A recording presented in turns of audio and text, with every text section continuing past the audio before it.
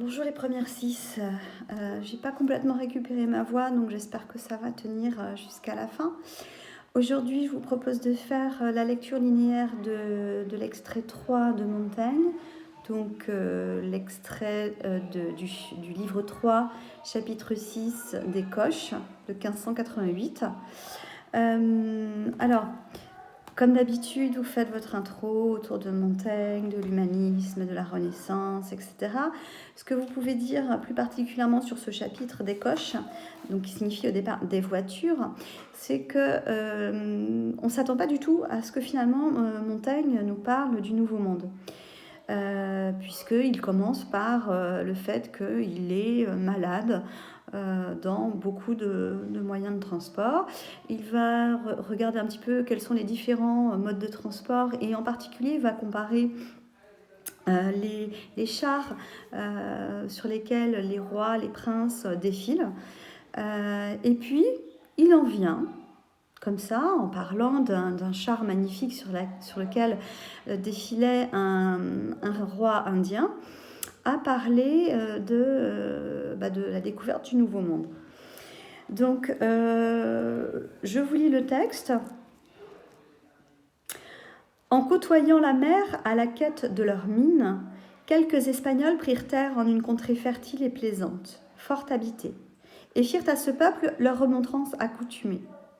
Qu'ils étaient gens paisibles, venus de lointains voyages, envoyés de la part du roi de Castille, le plus grand prince de la terre habitable, auquel le pape, représentant Dieu en terre, avait donné la principauté de toutes les Indes.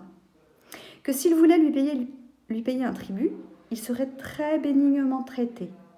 Leur demandait des vivres pour leur nourriture et de l'or pour le besoin de quelques médecines. Leur expliquait au demeurant la croyance d'un seul Dieu et la vérité de notre religion, laquelle il leur conseillait d'accepter, y ajoutant quelques menaces. La réponse fut telle que quant à être paisible, il n'en portait pas la mine s'il l'était. Quant à le roi, puisqu'il demandait, il devait être indigent et nécessiteux. Et celui qui lui avait fait cette distribution, homme aimant dissension, d'aller donner à un tiers, chose qui n'était pas sienne, pour le mettre en débat contre les anciens possesseurs. Quant aux vivres, qu'il leur en fournirait.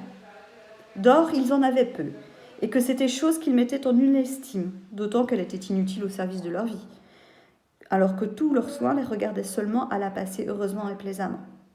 Pour cette raison, ce qu'ils en pourraient trouver, sauf ce qui était employé au service de leur Dieu, qu'ils le prissent hardiment. Quant à un seul Dieu, le discours leur en avait plu, mais qu'ils ne voulaient changer leur religion, s'en étant si utilement servis si longtemps, et qu'ils n'avaient point accoutumé prendre conseil que de leurs amis et connaissances. Quant aux menaces, c'était signe de faute de jugement d'aller menaçant ceux desquels la nature et les moyens étaient inconnus. Ainsi, qu'ils se dépêchassent promptement de vider leurs terres, car ils n'étaient pas accoutumés de prendre en bonne part les honnêtetés et remontrances de gens armés et étrangers. Autrement, qu'on ferait d'eux comme de ces autres, leur montrant les têtes d'aucuns hommes exécutés autour de leur ville. Voilà un exemple de la balbutie de cette enfance. Alors, ce qu'on peut voir, c'est qu'on a une structure binaire dans ce texte, deux grands mouvements et juste la dernière phrase qui pourrait constituer une conclusion. Donc de la ligne 1 à la ligne 8, on a le discours des Espagnols, et de la ligne 8 à la ligne 23, la réponse des soi-disant cannibales. La ligne 23, la dernière phrase de la ligne 23 étant une conclusion. Notre projet de lecture ou problématique, ce sera de montrer comment Montaigne donne à entendre l'intelligence et le bon sens des Indiens, face aux prétentions des Espagnols. Alors, tout d'abord, ce qu'on remarque, c'est qu'on a un complément, ce texte commence par un complément circonstanciel de temps, en côtoyant la mer à la quête de leur mine. Donc on voit qu'on est encore dans le début de l'exploration du Nouveau Monde, puisque les colons sont encore des navigateurs. Leurs mines, c'est bien les mines des Indiens. On est d'accord, pas les mines des colons. Leur intérêt est donc d'emblée, on voit, commercial. quelques Espagnols, ça montre qu'ils sont peu nombreux et donc qu'ils ne représentent pas forcément une menace. Le pays dans lequel, enfin, la région dans laquelle arrivent ces Espagnols est qualifiée de fertile et plaisante, fort habitée. Autrement dit, on a à nouveau cette image d'un paradis perdu, d'un monde, d'un mythe de l'âge d'or. Et ensuite, les Espagnols donc, vont prendre la parole, firent à ce peuple leur remontrance accoutumée. Alors pourquoi remontrance accoutumée ? Parce qu'il s'agit en fait d'un discours qui est prononcé depuis un certain nombre d'années, depuis 1514. Un discours que les Espagnols devaient prononcer avant de s'emparer finalement des terres des Indiens. Donc ce discours, c'est ce qu'on appelle le requerimiento. C'est un discours, un texte juridique, donc écrit en 1514, qui permet de légaliser les conquêtes. Ce requerimiento, il justifie le pouvoir du pape sur le monde en général et sur le continent américain en particulier. Et en lisant ce texte aux Indiens, au moment où ils débarquent sur leur terre, les Espagnols finalement ne leur laissent le choix qu'entre deux positions d'infériorité, soit se soumettre d'eux-mêmes, soit être réduits à l'esclavage. Donc c'est de ce texte dont il s'agit dans leur remontrance accoutumée. Et ensuite on va avoir du discours indirect. Alors, ça serait bien, ce serait une bonne chose que vous vous entraîniez pour la grammaire à transformer toutes ces paroles au discours indirect en discours direct. Autrement dit, les Espagnols dire aux Indiens, deux points, ouvrez les guillemets, et puis vous reprenez les paroles, mais au discours direct. Alors, la parole des Espagnols va être très structurée. Alors, on a d'abord que ce sont des gens paisibles. On voit d'emblée qu'il s'agit là d'un mensonge, parce qu'ils sont loin d'être des gens paisibles. D'ailleurs, à la fin du texte, les Indiens signaleront qu'ils sont armés. Ensuite, il est question de la politique, de la part du roi de Castille. Ce roi de Castille que les Indiens ne connaissent absolument pas. Par ailleurs, ce roi de Castille, il est valorisé par l'hyperbole le plus grand prince de la terre habitable, qui est un superlatif, et qui vise à le rendre encore plus admirable aux yeux des Indiens. Ensuite, il est question du pape, donc c'est la question religieuse. Mais là encore, le pape, Dieu, ça ne veut pas dire grand-chose pour les Indiens. Hein. Et ici, c'est l'excuse de la religion. C'est Dieu qui aurait dit au pape de s'emparer des terres des Indiens, parce qu'ils seraient les légitimes propriétaires. En réalité, c'est bien une excuse, hein, cette excuse du pape.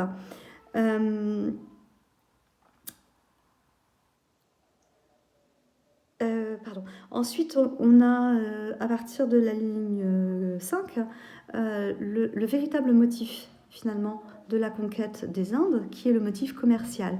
Il est question de payer un tribut, donc deux mots qui sont en relation avec l'argent. Et on a ce tribut inséré dans une phrase au conditionnel, qui exprime un complément circonstanciel de condition. S'il voulait lui payer un tribut, dans ce cas, la conséquence serait qu'il serait très bénignement traité, c'est-à-dire avec beaucoup de douceur.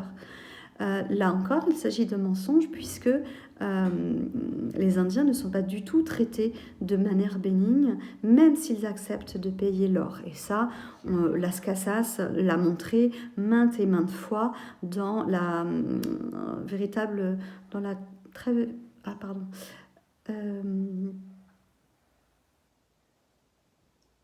la très brève relation de la destruction des Indes. Excusez-moi. En revanche, il laisse en suspens le « s'il ne voulait pas lui payer un tribut ». C'est une menace implicite. Donc, sous-entendu, s'ils ne payent pas un tribut, ils ne vont pas être traités très bénignement. Ensuite, il est question des exigences des Espagnols. Leur demandaient, c'est bien demander, c'est vraiment exiger, hein, des vivres pour leur nourriture. Donc ça, à la limite, pourquoi pas. Et surtout, ce qu'ils demandent, c'est de l'or, puisqu'on a vu que c'était le motif majeur de la conquête des Indes. Ensuite, à la ligne 7, leur expliquait au demeurant la croyance d'un seul Dieu. Donc ces explications renvoient à nouveau au prétexte religieux, la vérité de leur religion comme si c'était la seule religion véritable, alors que, on l'a vu, la religion est une question de point de vue et qu'elle n'est pas la même pour tout le monde. C'est un concept tout à fait relatif. Ils prétendent que l'or servirait à faire, soi-disant, des guérisons, donc il aurait une vertu magique, alors qu'en réalité, hein, c'est bien juste un besoin matériel. Ensuite, à la ligne 8, il leur conseille d'accepter la religion. C'est plus qu'un conseil, puisque derrière, on a le terme de menace qui est employé. Donc, si les Indiens n'acceptent pas la religion chrétienne, la religion catholique, eh bien, on peut imaginer qu'ils seraient punis. Donc, le conseil est plutôt un ordre. Hein, et les menaces, c'est bien la réalité de ce qu'ils sont en train de faire. Ensuite, on a le deuxième mouvement, donc à partir de la ligne 8, la réponse fut-elle. Donc là, la réponse, là aussi, elle est très brève. Enfin, la réponse n'est pas très brève, mais la phrase qui présente cette réponse est brève. Et on va voir que le discours des Indiens est tout aussi structuré que le discours des Espagnols. Il me reprend point par point tout ce que les Espagnols leur ont dit.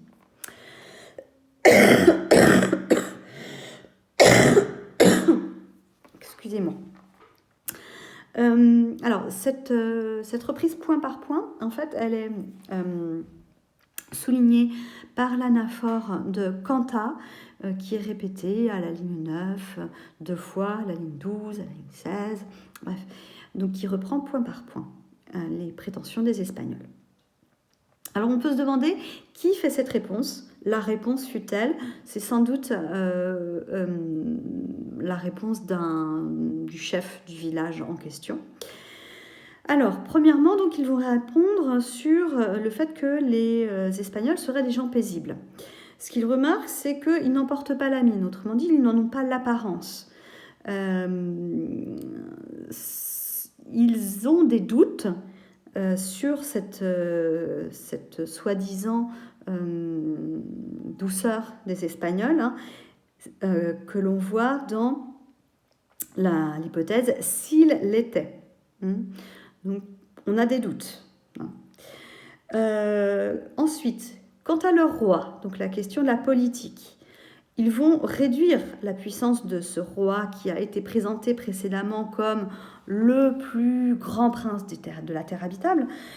Ils montrent que puisque ce roi demande, c'est-à-dire finalement qu'il fait l'aumône, qu'il fait la quête comme un mendiant, eh bien, il doit être indigent et nécessiteux, c'est-à-dire qu'il ne doit pas être si puissant que ça, puisqu'il n'a pas de richesse à lui. Ce qu'on remarque ensuite, c'est qu'ils répondent encore, troisième point, concernant le pape, celui qui a fait cette distribution. Ce pape, ils remettent en question sa légitimité, puisqu'il n'a pas le droit finalement de distribuer des terres qui ne lui appartiennent pas. Et ensuite, ils en donnent une description finalement très péjorative, puisque c'est un homme qui aime les dissensions, c'est-à-dire quelqu'un qui provoquerait des guerres, des conflits, alors que le pape est censé au contraire être un symbole de paix.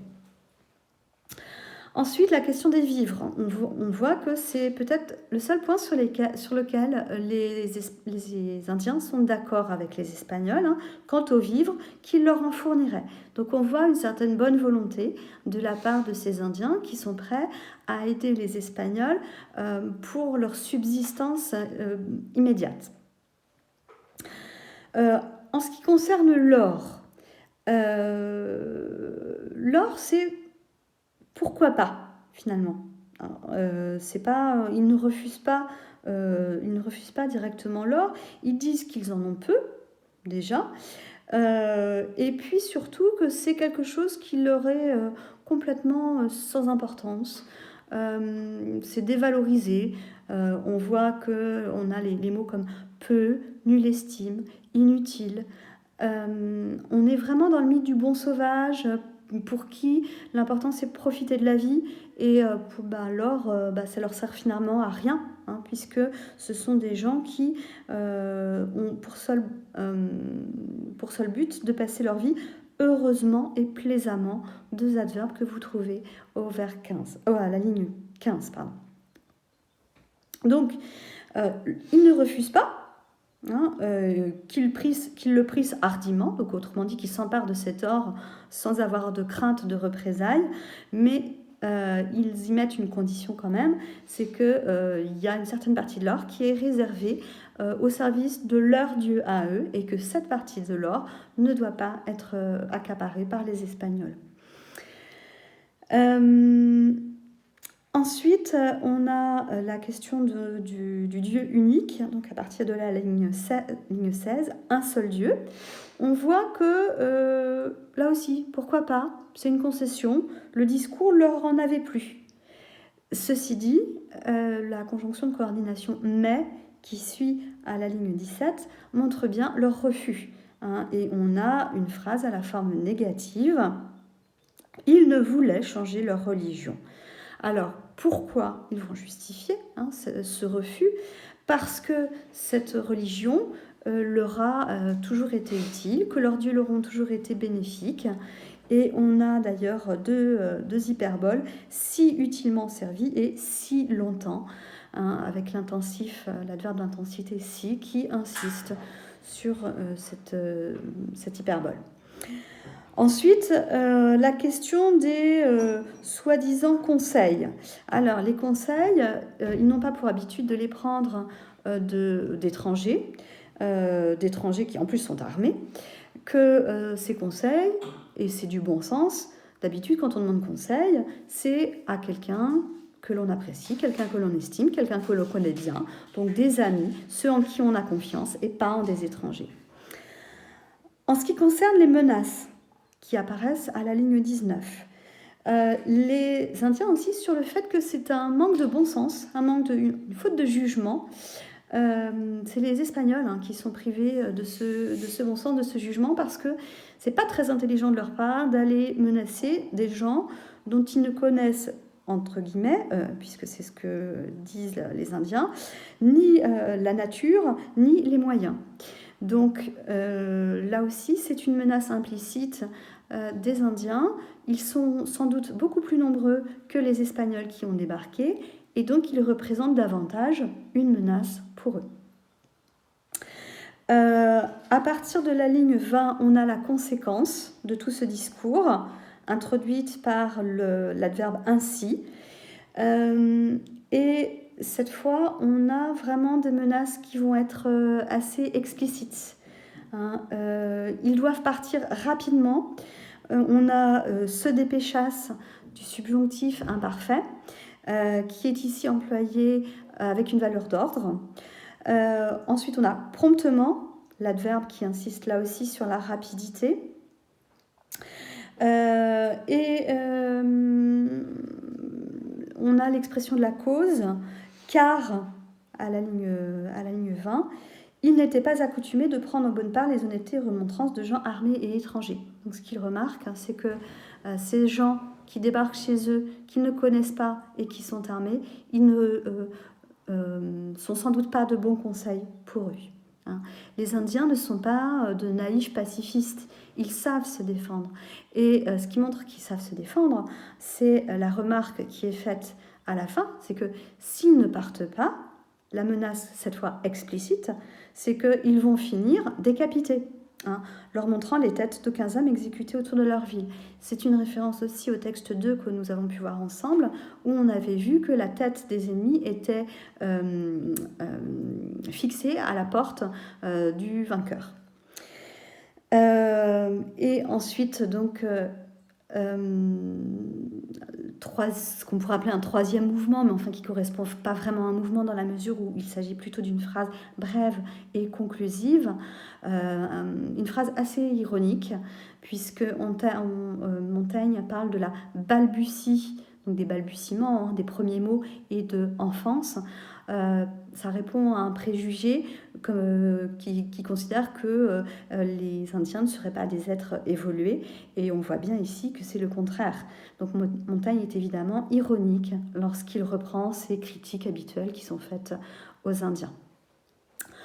Donc, comme d'habitude, après en conclusion, vous répondez à la problématique, en montrant que Montaigne donne ici à entendre la parole des Indiens face aux prétentions des Espagnols. Et on voit bien que contrairement aux préjugés occidentaux, les Indiens sont capables d'un raisonnement extrêmement logique, extrêmement structuré, et qu'ils ne sont pas aussi naïfs et doux comme des brebis que l'on pourrait le croire. Je voudrais vous renvoyer en ouverture à un texte que j'ai fait avec mes secondes. C'est un extrait du supplément au voyage de Bougainville de Diderot, publié donc au XVIIIe siècle. Bougainville, c'est un navigateur du XVIIIe siècle qui s'est rendu en particulier à Tahiti. Et voici le discours que fait un vieux Tahitien aux habitants de Tahiti lorsque Bougainville s'en va.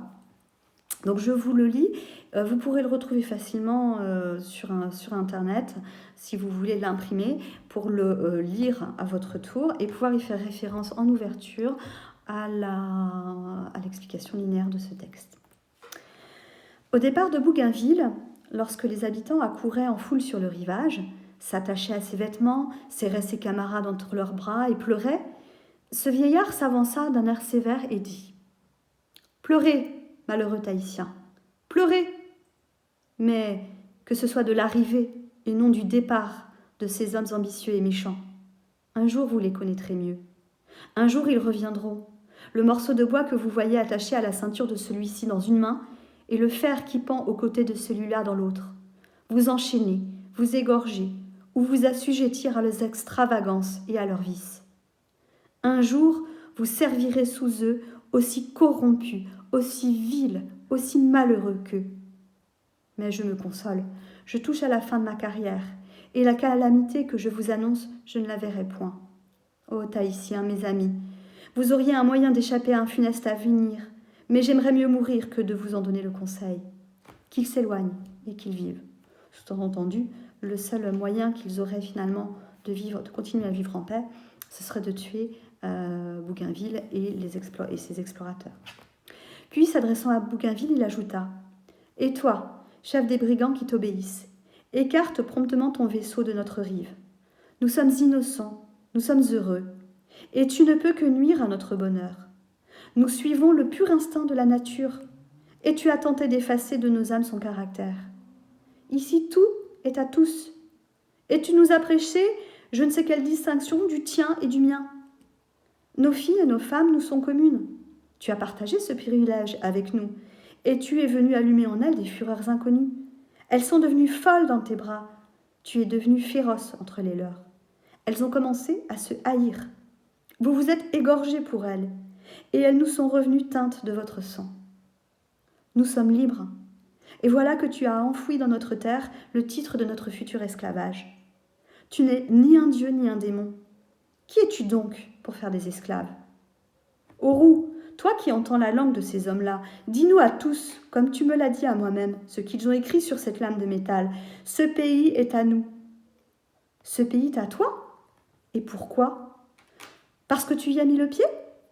Si un Tahitien débarquait un jour sur vos côtes et qu'il grava sur une de vos pierres ou sur l'écorce d'un de vos arbres « Ce pays est aux habitants de Tahiti », qu'en penserais-tu?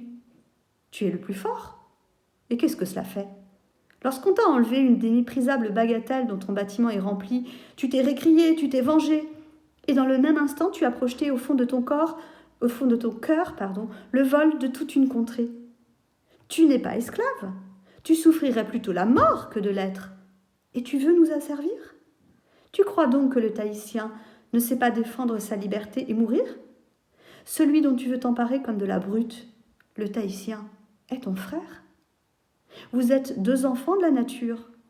Quel droit as-tu sur lui qu'il n'est pas sur toi? Tu es venu. Nous sommes-nous jetés sur ta personne? Avons-nous pillé ton vaisseau? T'avons-nous saisi et exposé aux flèches de nos ennemis? T'avons-nous associé dans nos champs au travail de nos animaux? Nous avons respecté notre image en toi. Laisse-nous nos mœurs. Elles sont plus sages et plus honnêtes que les tiennes. Nous ne voulons point troquer ce que tu appelles notre ignorance contre tes inutiles lumières. Tout ce qui nous est nécessaire et bon, nous le possédons. Sommes-nous dignes de mépris parce que nous n'avons pas su nous faire des besoins superflus? Lorsque nous avons faim, nous avons de quoi manger. Lorsque nous avons froid, nous avons de quoi nous vêtir. Tu es entré dans nos cabanes. Qui manque-t-il à ton avis? Poursuis jusqu'où tu voudras ce que tu appelles commodité de la vie, mais permets à des êtres sensés de s'arrêter lorsqu'ils n'auraient à obtenir de la continuité de leurs pénibles efforts que des biens imaginaires. Si tu nous persuades de franchir l'étroite limite du besoin, quand finirons-nous de travailler? Quand jouirons-nous? Nous avons rendu la somme de nos fatigues annuelles et journalières la moindre qu'il était possible, parce que rien ne nous paraît préférable au repos. Va dans ta contrée, t'agiter, te tourmenter tant que tu voudras. Laisse-nous reposer.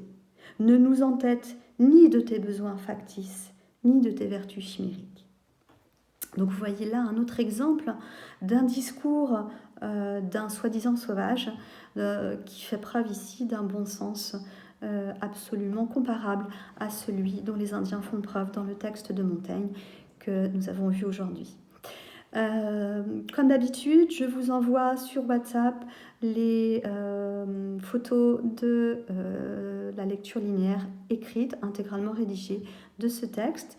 Et je vous demande pour la prochaine fois, donc d'ici la fin de semaine, d'essayer de préparer le texte complémentaire numéro 1. Voilà, je vous remercie et je vous souhaite une bonne soirée.